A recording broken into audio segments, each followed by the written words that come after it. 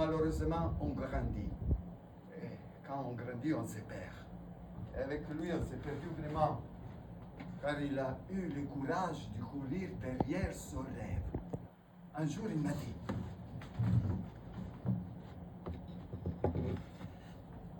rien n'est fini. Quand quelque chose finisse, quelque chose commence. Et il est parti. Ciao Pepe, arrivederci, buon viaggio. Et depuis, je ne l'ai jamais plus revu.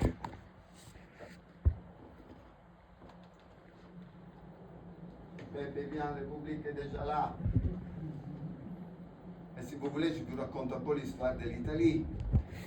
Par exemple, vous le savez que l'Italie s'appelait Italoi, de l'ancien grec, Italoi, les Grecs, on appelait l'Italie comme ça, Italoi, l'ancien grec, ça veut dire les pays de bœufs, de bœufs, de bœufs, les pays de bœufs, vous comprenez, les pays de bœufs, de bœufs, de bœufs, les pays de bœufs.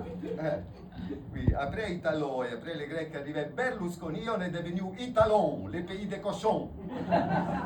Mais là, c'est une histoire que vous pouvez lire toujours sur Wikipédia. Ah!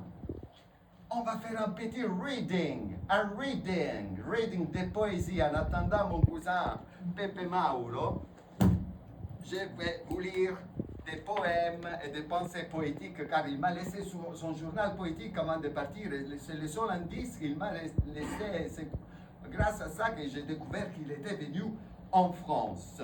Mais je n'ai pas de lunettes. Les lunettes. Ah! Quand je m'enferme dans la salle de bain, je serre une main et je fantasme de ma voisine Franca. Ce n'est pas ça. Oh, j'ai retrouvé les lunettes. Je me rappelle d'une phrase de Roberto Benigni, le grand auteur de La vie est belle, vous le connaissez? Moi aussi, on est cousins. Alors, là c'est Pepe. Pepe. Je pars car je n'ai plus de rêves ici.